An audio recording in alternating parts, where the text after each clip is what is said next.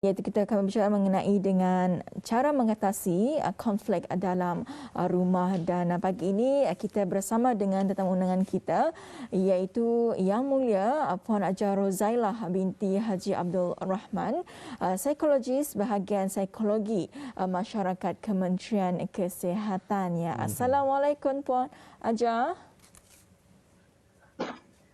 Waalaikumsalam warahmatullahi wabarakatuh. Ya. Dan Tuan Muammar. Alhamdulillah ya. Selamat pagi. Selamat pagi kembali Apa Puan. khabar? Alhamdulillah. Baik, bagaimana pula dengan Puan? Apa khabar untuk hari ini? Alhamdulillah. Okeylah, insyaAllah. Cuaca pun baik juga kan, selama beberapa hari hujan sangat lambatkan. So today, hari ini bolehlah baju kering. Alhamdulillah. Alhamdulillah. Kita sendiri pun kita cukup ceria sebetulnya ya, melihat dengan semangat Puan sendiri ya, dengan memberikan aura yang positif ya. Baik Puan ya, kita berbicara mengenai dengan mengatasi konflik dalam rumah ya. Jadi kalau kita ikutkan ketika ini kan, kita ni lebih kepada hashtag teranah di rumah. Jadi mungkin boleh berkongsi bersama dengan penonton kita apa antara penyebab ada konflik dalam rumah ini. Okay. Alright. So pasal apa berlaku, macam mana boleh berlakunya penyebab konflik dalam rumah So topik kita ni macam kalau kita cakap konflik kan, selalunya kalau kita ni imagine konflik ni, orang selalu fikir tentang konflik di tempat kerja. So sekarang ni kalau cakap kerja, kebanyakan orang di rumah. So konflik itu semuanya berlaku dalam rumah. So yang kerja pun di rumah je. And then apatah lagi kita ni di rumah ni kan. Boleh saja konflik itu pun bersama ahli keluarga kita ni. So kalau dulu kita ni lihat, kalau dulu macam sebelum COVID ini, kalau kita ni ada konflik, tadi ada ruang lah untuk melepaskan diri kita ni daripada konflik itu.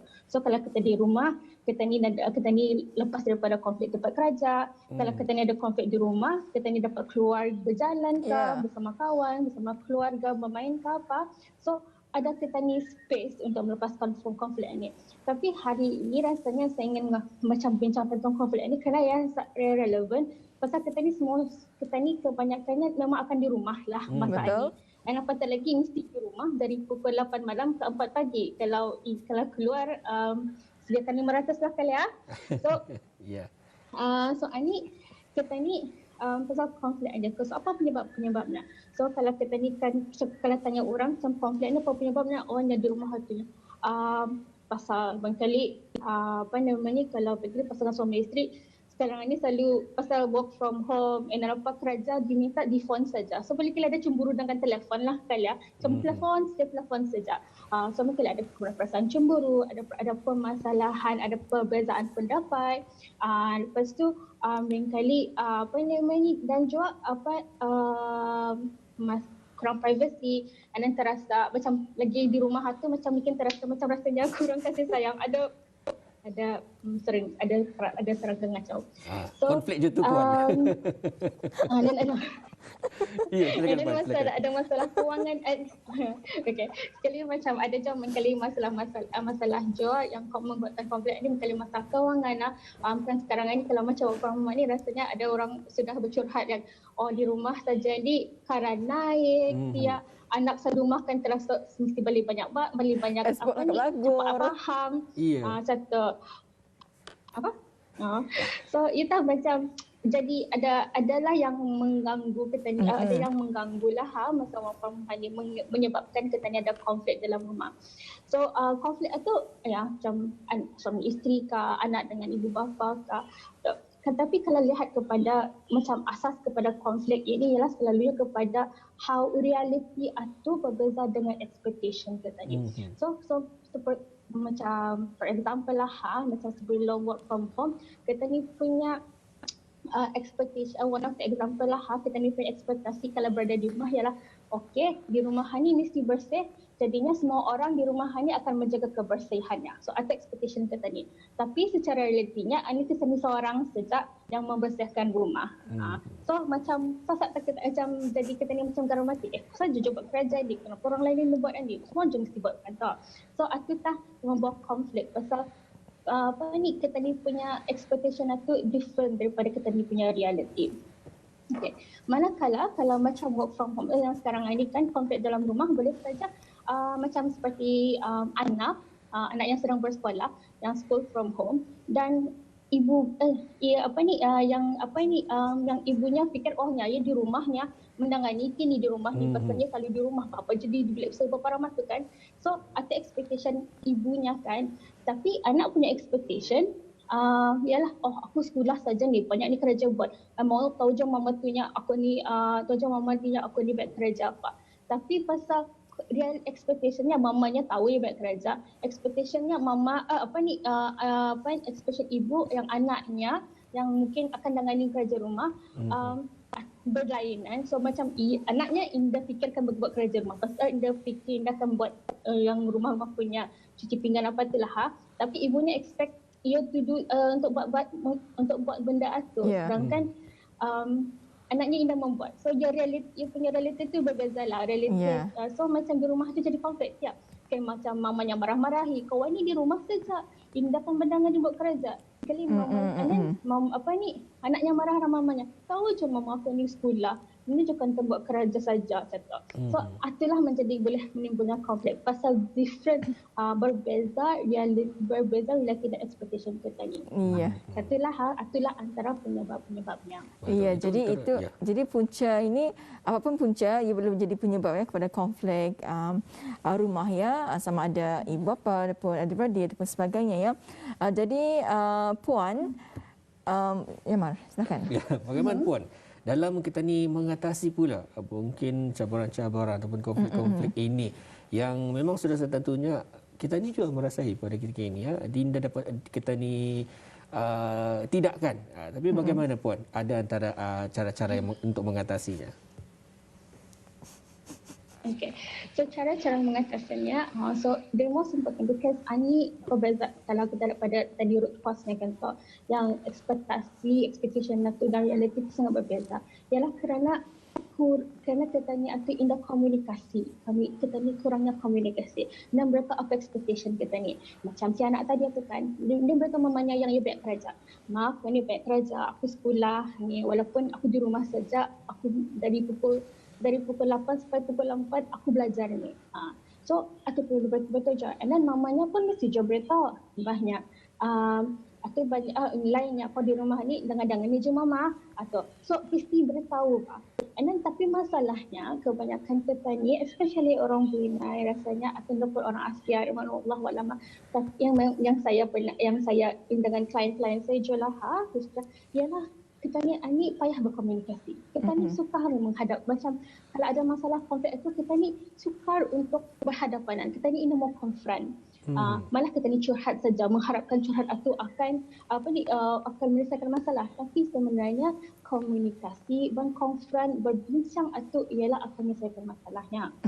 Tapi kita ni selalunya kita ni macam expectation macam kita ni di rumah kata, terus di rumah tahu je tu Indah kan mesti diingati lagi di rumah sendiri dia kan dia so macam kita ni ada expectation orang rumah tu akan tahu macam kita basar je sudah tu Indah juga kan dia ngerti lagi rumahnya je ni satu kan so kita ni punya expectation dia tapi boleh saja orang yang di rumah tu Indah tahu pasal selama ini dia sekolah pun selama ini ia sekolah mamanya yang menikahkan tu menemakan baju apa. And then suddenly membuat kerja rumah. Sekalinya ini dua masa COVID-19 ini situasinya berbeza pasal di rumah tetapi anak itu mikir ia masih sekolah. Jadinya ia tertutup tapi expectation ibunya tu berbeza. Jadi berlakulah konflik. Kali ini situasi ibu dan anak lah. So itulah communication. Komunikasi itulah sangat penting. Kita ni mesti berbincang. Macam tak ada konflik tu kita ni bincang macam mana. Walau bagaimanapun untuk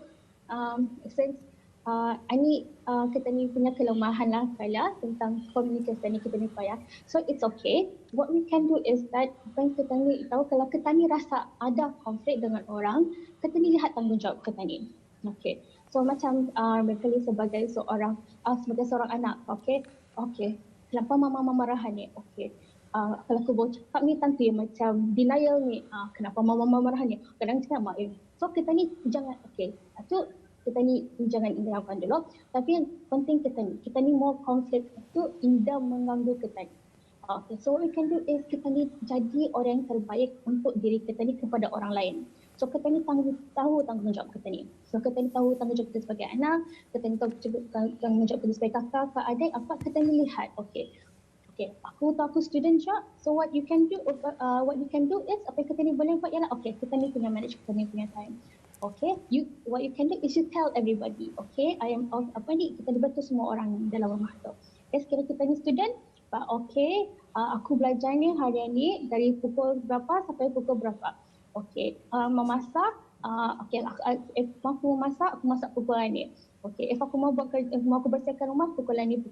Okay, so we tell apa yang kita ni rasa itu tanggungjawab kita ni. Okay, sekiranya okay, for example, atau anak kan macam sebagai seorang isteri kali ya, ataupun suami yang berada di rumah, yang work from home. So betul lah, okay, aku kerajaan, okay, babah macam kepada anak-anak, okay, babah kerajaan ya dari pukul 8 sampai pukul 2, pukul 4 ke apa. Okay, di rumah. Jangan kacau babah berkumpul, sekarang main pak. And then kalau anak-anak tu lebih baik untuk beritahu anak-anak tu, kalau anak-anak ambil, boleh beritahu saja. Sekarang lepas babah kerja pukul ni, lihat kan pukul berapa, kita ni mainan ni. Kalau anak tu besar, babah kerja ni, okay, kamu boleh dengan ni mama kamu buat kerja rumah kali. Okay. So sama dengan seorang isteri juga, sama seorang isteri yang kerja dari rumah. Okay, aku kerja je ni bang ia punya isteri ada suaminya. Banyak kerja ni kena suruh meeting apa. Okay, kalau apa ni masak pukul ni ke masak ni. So tiada konflik ni. So sekiranya macam ada orang dah ada je memberitahu tadi kan. So pentingnya untuk memberitahu walaupun tiada perbincangan, at least kita ni ada beritahu lah benda itu. Sekalinya and then kita ni sentiasa mesti ingatlah benda ni macam sentiasa mengingati untuk kita ni punya scheduling itulah. Yeah. Pasalnya it's very important kalau kita lihat kepada prinsipal keselamatan. Kan keselamatan mesti diberitahu setiap hari, setiap masa kan. Kalau macam dalam aeroplan ke apa, sentiasa diberitahu. So jadinya kita ni setiap hari mesti mengerti orang itu. Kita ni bersihkan rumah ni hari ni. Kita ni bersihkan. So kita ni sama-sama mengingati lah. And it's actually kalau kita ni dah dalam Islam pun juga, itu amalan orang-orang yang mukmin lah. Sentiasa berpesan-pesan kepada kebaikan apa tu yang والعصر إن الإنسان في خسر الذين آمنوا وعملوا الصالحات وتواصوا بالحق وتواصوا بالصبر. So orang-orang yang berpesan kepada yang baik dan letlah mungkin kerja pasal tadi pokoknya berpesan kepada kebaikan lah. So insya-Allah kalau kita ni ada sistem mempesan-pesan ni kan, and then kita ni ada ingin belajar. So kita ni kalau kita ni ada expectation, kita ni punya mindset itu mindset kita ni itu stagnant, ini berubah. Yeah. So kita ni itu payahkan belajar. So kalau kita ni ada mindset yang ingin belajar, so apa-apa saja berlaku konflik, kita ni bukan melihat pada siapa punya salah. Kita ni melihat pada siapa punya salah, tapi malah kita ni akan cuba mencari penyelesaian kepada masalah itu. Yeah. So itulah cara kita ni boleh mengatasi masalah. Kita ni mengatasi konflik lah. Atau kita ni lihat kalau kita ni payahkan berkongsi berbincang, kita ni buat apa yang tanggungjawab yang kita ni buat pada masa itu, yang kita ni buat the best that we can do. Yang kita ni the best that we can do, yang kita ni mampu. Dan yang ketiga tu kita ni kalau boleh untuk untuk mengatasi masalah ni, to have mindset yang growth, mindset yang belajar, yang ingin belajar. So supaya kita ni tidak lihat masalah itu sebagai masalah benar, tapi melihat kepada penyelesaian permasalahan itu. Ya. Allahu a'lam. Alhamdulillah ya.